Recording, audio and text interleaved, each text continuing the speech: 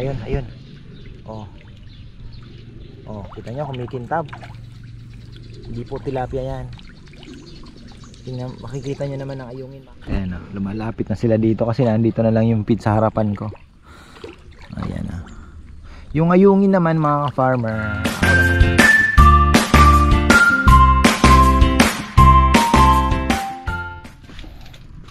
ay magandang buhay.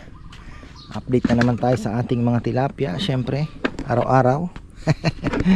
Hindi, magpapakain po tayo mga farmer. Yan, marami ang naandoon sa gitna, so hindi pa po ito pinapakain, kaya medyo aggressive yung mga yan. Kaya lang naandun na po sila sa gitna, nag-aabang na sa akin. So may dala akong fry mash. Sasabog lang muna natin to doon sa may gilid ng semento. At pakainin natin yung mga tadpoles. Bawasan na rin. Malaking impact din yung ginawa ko na yun Ayun, kaya lang mainit na. Sunog na naman ang aking likod nito. Sarap pa naman tumambay doon. Dahil nakakaaliw ba na magpakain. Kaya lang, saan kaya tayo tatambay? Sa may gitna kasi mainit. Ayun. So pa 10 weeks na mga ka-farmer ang ating mga tilapia. Looking good naman ang kanilang sizes. Hindi pa tayo makapag-sampling kasi yaman na, masyado pang maaga. Nakikita naman natin ang lumalaki. Hirap mamingwit Sino to? Si Pepe. Sino ang aanuhin mo? Atasan mong si Junjun na lang muna siguro kabit nung sa electric fan kasi si Rizal busy hindi nag-aasin, titibag pa lang. Mabilis naman. Dito tayo sa may gilid. Init or doon sa may lychee, malilim doon sa may lychee. Tingnan nyo, konti na lang yung dito na lang siguro tayo mas konti na lang. Daming ayungin, nakakatawa. Wow, ayungin. Yung ayungin, so sorpresahin tayo niyan. Uy, ayun malalaki na.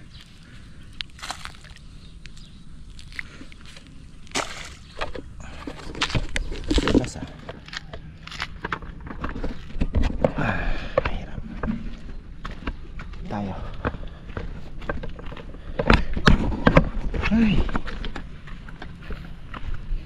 Tayo sa may lilim.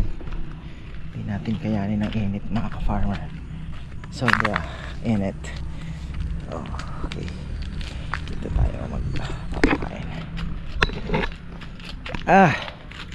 Yun lang, wala yung aking makulit na anak. Ayun, andun na sila So,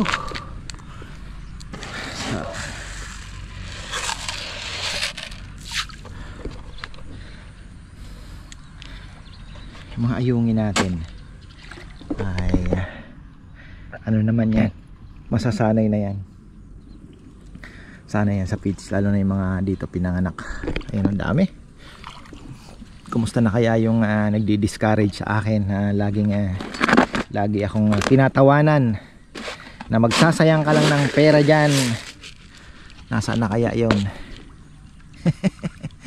Sabi ko na kasi mahirap din po kasing hindi mo susubukan, di ba? Minsan lang tayo mabubuhay sa mundo kung saan ka masaya at hindi naman masama. Kung kaya naman ang budget mo, gawin mo. Basta wag yung di ba? Wag yung ikasasama mo. Wala naman siguro, sabi ko nga masama kung maglalagay tayo, subukan natin, di ba? So ngayon, at least unang-una nabuhay. Pangalawa, pang ilang buwan na, pa 3 months na nga yan di ba? Nung first time tayo naglagay po ng ayungin din.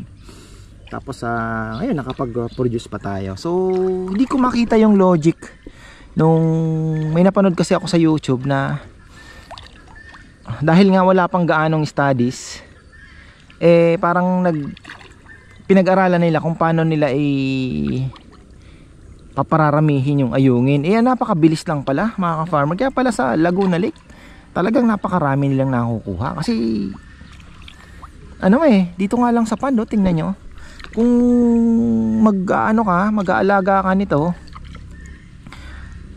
sasalok ka. Kasi kung slow grower siya, sabihin mo paabutin mo ng 7 months, siguro 8 months bago ka magpa-harvest ng 3 fingers, manganganak na siya 'di ba? So meron ka na namang kapalit na fingerlings.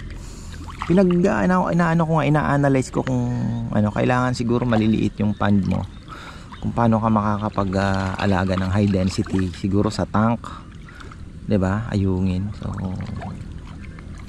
kasi nga marami ang nagsabi, kaya hindi lang inalagaan yan sa pond nga kasi mabagal ang laki. Pero kung may pera naman, 'di ba? Kasi mahal naman ibebenta, 'di ba?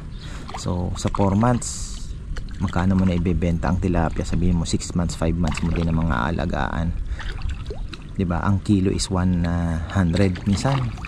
Ito maibebenta mo ng 500 to 600, 'di ba? Ikaw pa makakapag-demand dahil kung malaki. So sabihin mong inabot ka ng 8 months sa 600, parang ganun din parang mas maganda pa ang kita. Pero kailangan mo siguro pero hindi din kasi 25 pieces per cubic so parang parang mas maganda pang ayungin.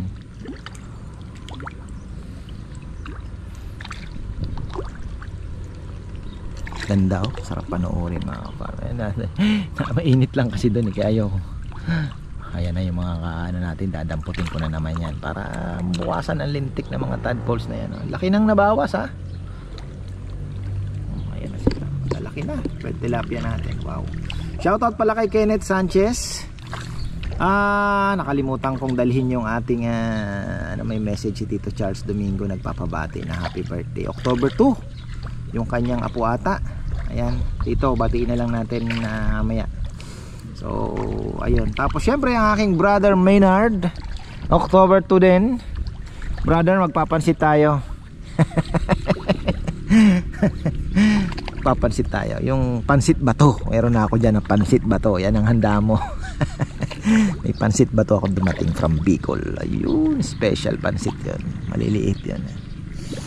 Ayan, happy birthday sa'yo brother. 1 year down, diba? So pasalamat natin yan. Dami ayungin ayun, mga maliliit tsaka yung mga malalaki kumakain din. Sabi ko nga, marami din pong nabuhay talaga.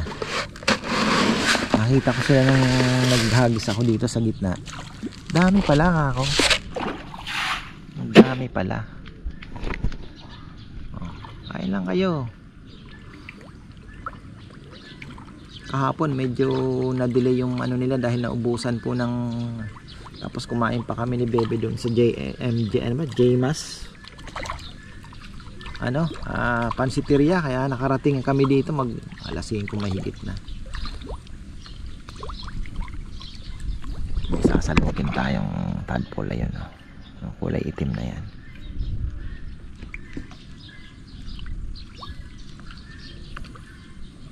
Daming ayungin na maliliit ayun ewan ko kung nakikita nyo mga farmer. Lalapitan ba natin yan para naman matuwa yung ating mga mga ayaw na mag-success ang ayungin. Yan, para makita nyo naman, sabihin nyo nagloloko lang ako ayun walang po alam kung malalapitan natin. Ayan ang dami ayan yun, kita nyo maliliit, may mga maliliit na, may mga medyo malalaki na ayun yung mga medyo malalaki yan po mga ayungin natin mga fingerlings, dami ayan wala akong nakatutok ayun kita nyo kumikintab Hindi po tilapia yan. Tingnan, makikita nyo naman ang ayungin mahahaba. Ayun, nakikita nyo mahahaba. May buntot silang mas parang mahabang. Ayan, ang dami oh. Tapos pagka gumanon makintab yan. Oh, ayun, kita nyo, kumikislap. Ayun oh, di ba? Marami, dami nila yan oh. May mga maliliit, may iba-ibang batch na po ito. Ayun oh. Ang dami. Hanggang dun. Yung mga tilapiyang ano, hindi pa natin napapakawalan. Mamayang hapon nga usapin ko mga boys. Ay, dami na, malalaki na. Wow, ayun na yung mga ano na produce na yan dito. Malalaki na din. Nasa mga 1 inch na siguro din. Ayan oh. Oh, kita nyo yan. Grabe ah. Happy na naman ako ah.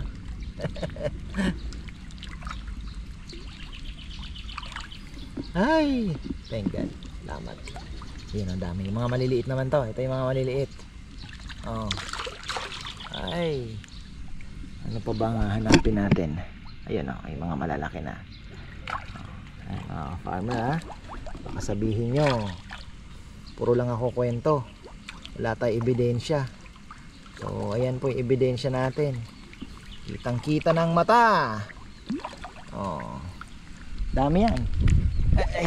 Gandun. Ayun oh. Dami pa. Ito naman yung ating red tilapia. Wow, sarap.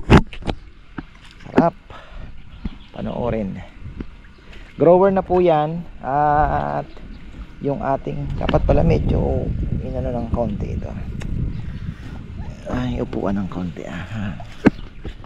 yung ano, size, hindi naman po ganun lumaki. Ayan oh, same pa din naman halos. Laki lang ng kaunti. Crude protein lang ang binaba ng 2%. Tapos nagmura naman siya. 970 yung isang bag.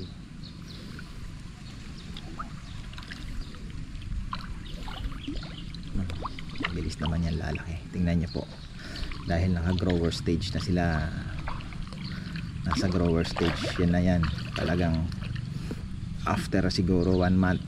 3. May mabibingwit na si Kuya Glenn Di Guzman pala. Namimingwit daw si Kuya Glenn. Dami na namang plano. Ay. Ayan.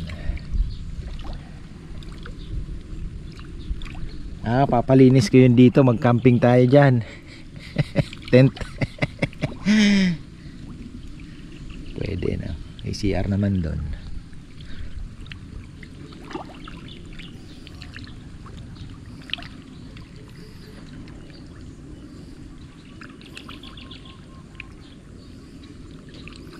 Ayan. Nakahagis pa ako eh. Dami pang parating. Ayan. Punta dito. Sarap panoorin talaga.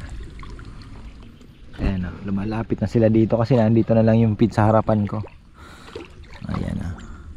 Yung ayungin naman mga farmer, ako naman lagi ko namang sinasabi, syempre yung makakaikot kaya siya, yung temperature, kayanin niya kaya yung init pag summer, 'di ba? Tapos mapapalaki kaya natin. So, naandun na tayo sa stage na 'yon kasi nakapagpabuhay na eh. Nakapagpaanak na tayo. So, ang susunod na step natin na kailangang maabot is after siguro mga by December, sabihin na natin ano, kung makakahuli tayo, at least dapat meron na tayong mga pa 3 fingers man lang sana, 'di ba? Hoping. Pero kung wala, eh ibig sabihin talagang gusto nila ng mas mahabang panahon pa siguro, or baka mas gusto nila ng talagang sa wild, pero naka wild setup naman tayo. Basta yun po yung mga susunod nating anuhin yun, aabangan, na only time will tell, di ba? So ayun, basta tayo masaya na andito na, nakapagpabuhay na tayo. Medyo maselan lang talaga sa umpisa dahil mataas po ang mortality pagka pagka iyong linapag yung from lake to to here, no? Parang kita nyo naman po marami talaga, kaya nga medyo parang sabi ko wow, parang mataas ang mortality. Pero ako naman hindi nawala ng pag-asa dahil marami din ako nakikitang buhay. So kaya nga baka sabi ko baka sa biyahe din talaga kasi mas malaki, di ba? So ayan, dami daming mga maliliit. Baka nga mag-overstocking tayo pagka hindi natin na stop sila sa pag reproduce kasi tuloy-tuloy po yan tuloy-tuloy yan. Ito na yung ating mga tilapia. Lalaki na din ang ating tilapia. So 1 more month I think malaki na talaga sila. Imagine mo pang 2 months pa, di ba? So, times 2 mo na lang yan, malaki na din. Yun nga lang, yung 500 grams hindi natin sure kung maaabot natin, pero tingin ko may lalagpas pa o baka makakaabot ng ganun. Fast grower naman talaga sila. Bilis, ano?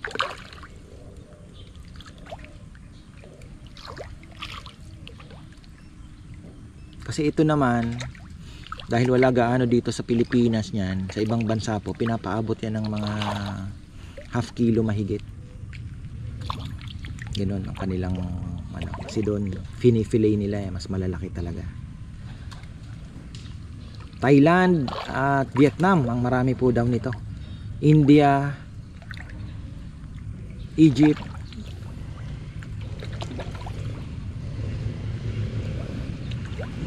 marami pa nga hindi nakakaalam sa red tilapia, ano?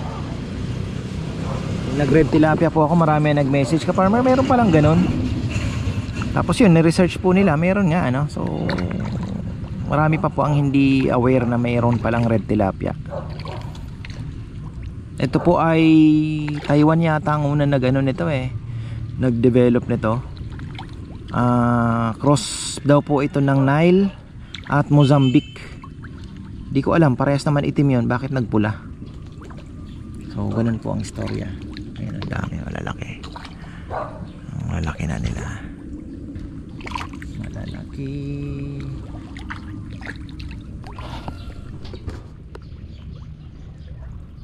Sa mga nanonood po ng nito na may mga fish pond, no? Pansin nyo, hindi sila aggressive, ano? Na kahit first feeding time of the day, parang relax po silang kumain. So siguro dahil ibig sabihin marami pong ding natural food, pwede din po yon dahil tingnan nyo naman po ang ating setup, maraming natural food, or nasanay po kasi sila na laging abundant yung kanilang pagkain. Dahil pag nagpapakain po talaga ako, sinosobrahan ko na may nakatiwangwang na konti dahil yung mga ayungin pa po, no? Inaano pa po natin, i-encourage natin na mahanap nila yung pagkain. Tapos yung mga maliliit pa. So kaya ganyan po ang style ng pagpapakain ko. Pero after naman, siguro mga 30 minutes o 1 hour, pag binalikan nyo, wala na po. Mga floating pellets yan So makikita nyo naman po kung meron pang mga tira-tira. So wala naman. Siguro ganun nga, nasanay sila sa ganyan. Tingnan mo, kasi kung ano po yan, parang mga patay gutom Sorry for the word pero ganyan po ang tilapia pagka nagpakain po kayo. Talagang minsan nakaabang na sa iyo yan Isang ganyanan nga lang talagang maaaliw kayo. Talagang ang ingay, talagang yung tubig, yung splash ng water, talagang plak plak plak plak, plak ang ingay talaga, tsaka talagang grabe. Tapos hanggang dyan, inaabot po nila yan mga gilid, sinasaid talaga nila yan. Pinipilit nilang abutin yan. Pwede mo nga pakainin sa yung naandyan malapitan, hindi po sila mailap. Ito parang medyo mailap ng kaunti. Tingnan nyo pag kumain, tapos sabay layo. Ganun ang style nila. Pero ayun nga, sabi ko, kaya ganyan po ang style ng pagpapakain ko. Kasi yung mga ayungin din, para may chance po silang makakain. Tapos yung mga maliliit, di ba, makahabol din ng kain. Kaya ganon. Ayan, kaya po yan, sabog po itong may maliit po ito. Kita nyo, mayroon po siyang maliit, may malaki. Hinalo ko ng pre-starter tsaka grower yan, para yung mga ayungin na mas maliliit makakain din po. Ganun lang ang aking style. Sabi ko nga, ito naman po ay libangan, hindi naman to Kasi bawal yun eh, syempre, di ba? Nakahahaluan mo pa yung ano mo. Hindi naman po kasi ito haharvestin ng sabay-sabay. Pero kung na-discover ko lang po kaagad na ganito pa pala karami, hindi po siguro ako nag-order ng another red tilapia. Kasi nung akala ko kaunti lang yung natira. Sabi ko parang baka magsisi ako bandang huli na hindi ako naglagay. So okay lang naman. Okay lang naman po kasi sabi ko nga ito it's for business na rin or pwede din for the family, di ba? Kasi sayang naman po yung ating pond kung hindi natin lalagyan. Basta no more hito na. Ano ko na, I hate hito na talaga. May ulang pa tayo dyan mga farmer, di ba? So ayan lang naman. Sabi ko nga sweet life, di ba? Masayang buhay. Araw-araw natin na journey sa buhay ay na-enjoy natin. Meron pa tayong mga has avocado, kalamansi, may mga gulay, may mga ayan no, may mga inaabangan tayong onion leeks na tingin ko naman okay. So isa pa sa mga susunod naming project niyan, baka gumawa po kami uli ng mga ganito. Doon naman, mga ilang piraso lang. Yung kahabaan na yon, lalagyan namin ng ganito pa. Puro ganito po itatanim ko. Ayan, onion leeks. Mukhang kaya nila at mas gusto nila yung sun and water.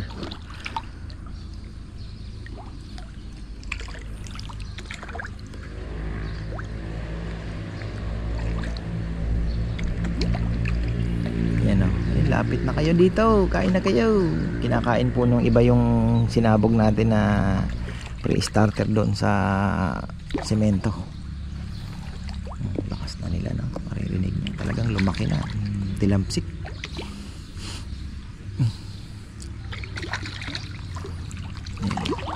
Diba? Sabihin nyo hindi pa lumaki yan. Nasa 70 days. 180, 6 months ano? 70. So wala pa po tayong 6 months. 6 months kung makaka 600 grams pwede na.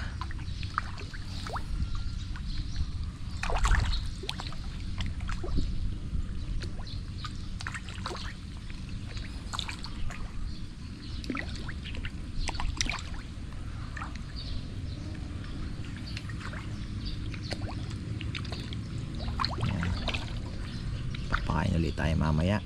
Ako naman ay iikot sa aking mga halaman. Samahan niyo po ako dahil meron tayong has avocado na nakuha. Na hopefully sana po magbunga ng masarap na na avocado kasi ayun nga napaka complicated ng avocado mga ka-farmer. Hindi siya kagaya ng ibang puno na fruit trees na pag kinuha mo yung buto, itinanim mo, yun pa rin ang makukuha mo. So dahil grafted yan, hoping lang po na yung nakuha na natin na mother plant masarap yung bunga niya. Kasi doon tayo magre-rely. Kung masarap po yung bunga nung pinagkuhanan, ay sigurado magiging masarap din po yung bunga nitong mga nakuha natin. Ganun pala yung avocado. Hindi ka po pwedeng kumuha ng buto doon sa masarap na avocado tapos itatanim mo. No, ganon.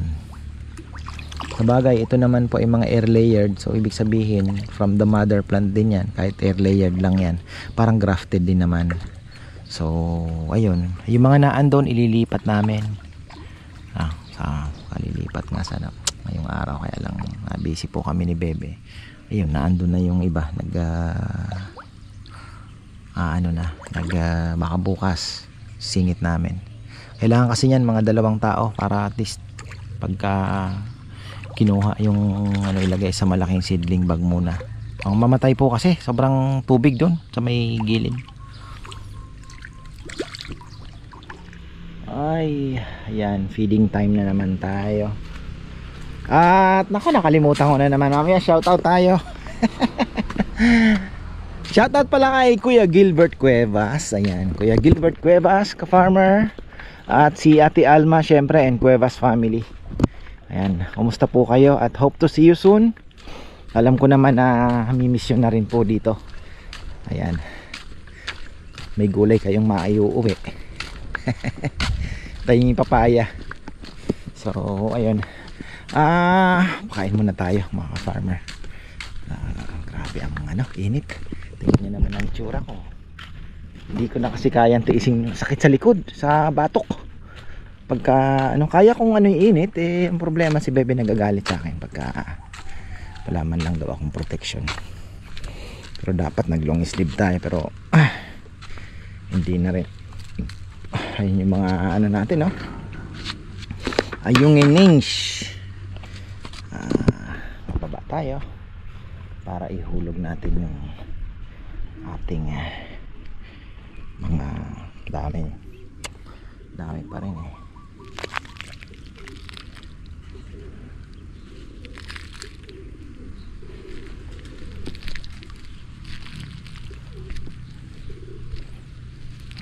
para makakain din po yung mga fingerlings ba. Mababa naman yan mababa ito na naman ang kakain, yung mga lintik na yan. Tayo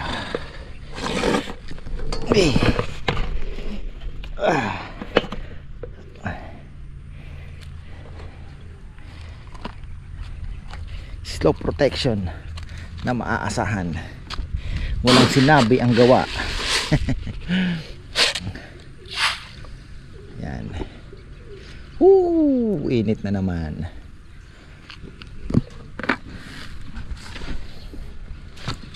Doon tayo sa kanila. Grabe pang init. Gusto kong tumambay Gusto kong alam niyo yun, iba talaga yung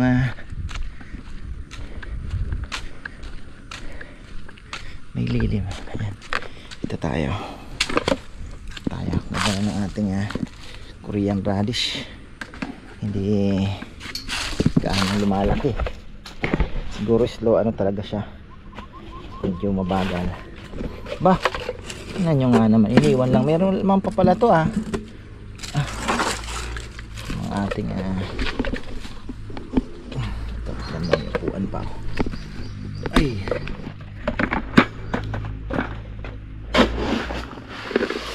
Ay masyado pong itong ating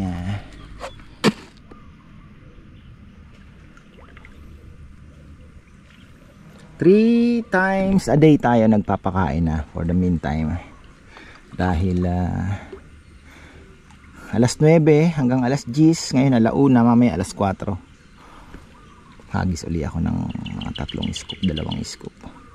Doon sa kabila naglagay din ako para at least yung mga alam nyo na, sana yung mga ayungin din po makakain dami dito pala yung mga palaka na yung mga paa na for na yan, for release. Hindi na yan pwede sa tubig, yan po ay paakyat na. Ayun yung magandang hulihin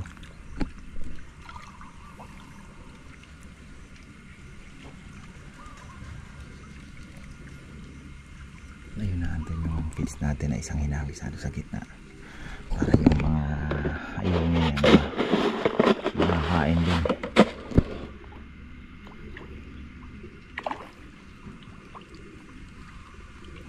Halo yan, may maliit may malaki, pre-start tsaka Kita ko kasi yung grower hindi nila kayang isubo, nakikita mo gumagalaw yung grower. Ibig sabihin may ayungin kasi hindi mo makita sa tubig yung feeds nakikita mo gumagalaw. Sabi ko may bit-bit ayungin. Punta dito yung may mga red tilapia, laki na nito ay lapad na nun ano ba yan? Red tilapia yan, lapad na. Ayun yan yung mga 4 fingers na yan, lapad. Kitang kita yung lapad niya, galing. Parang baka nag-breed na ito, umiikot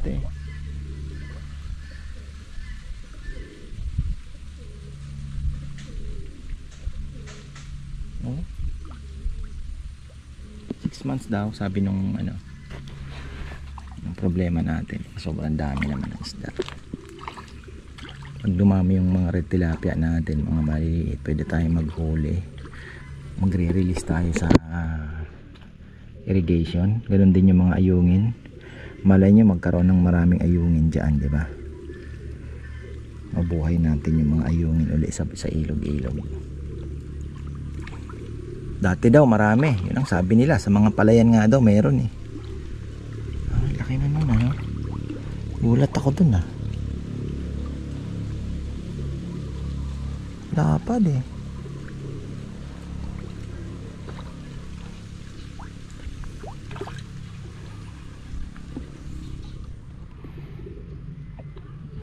Ayan o, talagang may malalaki na. Nakakatuwa. Guru, ganyan nakalapad. Tama nga si Dexter, may 4 fingers na kuya. Yung iba. So siguro yun yung mga lalaki na ano, diba? Fast grower daw ang lalaki, 20% fast grower than female. Yun po yung sabi nila, bumaba na naman ang tubig oh. Nasa ano po tayo ngayon? Tayo po ay nasa monsoon break, pero mayroon na namang papasok na low pressure area at mukhang tutumbukin po ang Northern Luzon, baka daw Central Luzon pa. So ito na naman tayo, weekend pa siguro mga farmer. Ayan, Wednesday ngayon, kaya medyo ngayon lang. Sana wag naman ulan lang, okay lang ulan, gusto wala lang hangin. Akala ko lawin yung kalapati, nagparonda kasi ako kanina. So ayan po mga farmer, mamaya alas 4 ulit tayo magpakain. At sana tuloy-tuloy ng paglaki nito at 3 months. Laki na. Kaya siguro. Kaya. Nakita ko yun, para akong naganahan ng nabuhayan ng loob ah. Laki.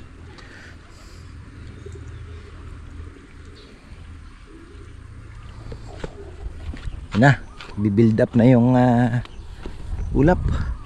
Ay nako, ayan mga farmer. Habol na naman tayo. Buti na lang tinapos ko na yung vlog doon kanina. Ay, hirap magsundo ng haba ng tutor ni Chichi. 4:30 na lumabas. Kala ko 4, sabi ko kaya ko pa. Papakain pa ako ng kalapate. Ay. Ayan.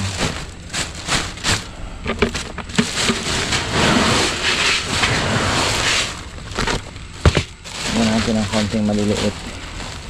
Kasi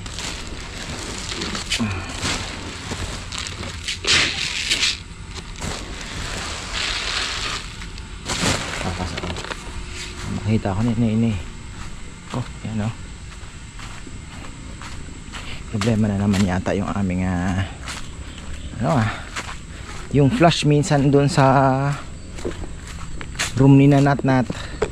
Lolo ko, sabi ko sa kanila, dapat sensitive ang tenga ninyo. Pag andar ng andar yung makina, ibig sabihin refill yung tubig. Ibig sabihin may tubig, may gripong umaandar o yun na nga, yung flash.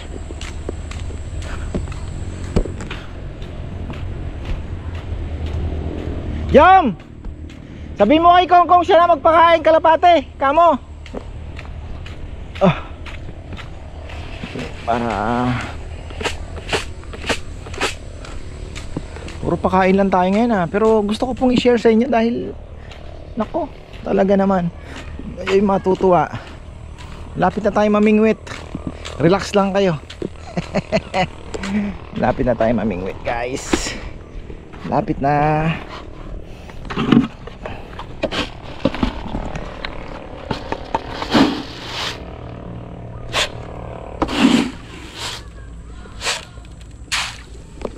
Maliliit ito, sumasalubong na rin oh.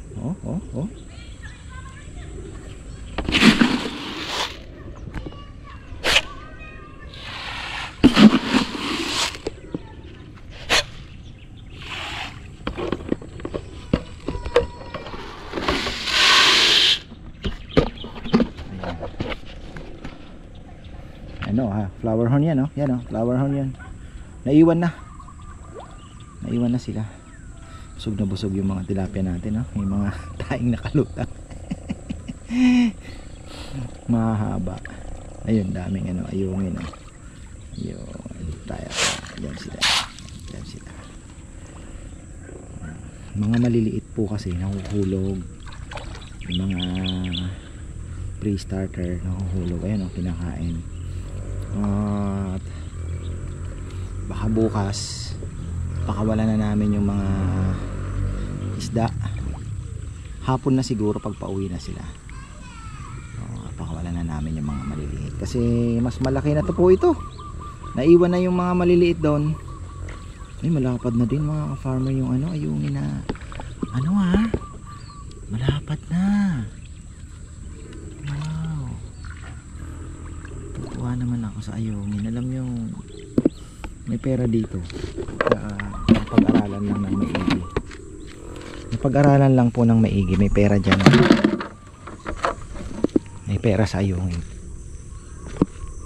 Kaya lang talagang yung iba nasanay sa tilapia na mabilis ang ani. Pero kung matibay, mahal eh, di ba? Yun lang natin. So yan, marami pong salamat. At meron pala tayong babatiin. Ayan, habati tayo. Yung si Brother Russell Castor pala, yan, nagpapabati din. Yan, shoutout po sa iyo. At si Tito Charles Domingo, may pinapabati, nasa cellphone. Hindi ko pa na ano. Kailangan namin mag-replant ng sili. Ayan, or pwede siguro i-trim na namin, ano. Dahil may mga tama na po yung iba eh. Ayan, pwede nating i-trim to. Trim natin yan. Okay. Ayan, bati tayo. Happy birthday na kay Bryce Quilao, October 2. Ayan, happy birthday from Lolo Charles Domingo. Ayan. Shout out. Ha? Ibang Quilao niya eh. Spelling eh, Q eh. Ayun, at syempre happy birthday na rin October 2 kay Brother Maynard. Syempre babating kita, brother. Magpapansit tayo. Pansit ba to? So ayan, marami pong salamat mga ka-farmer at magandang buhay.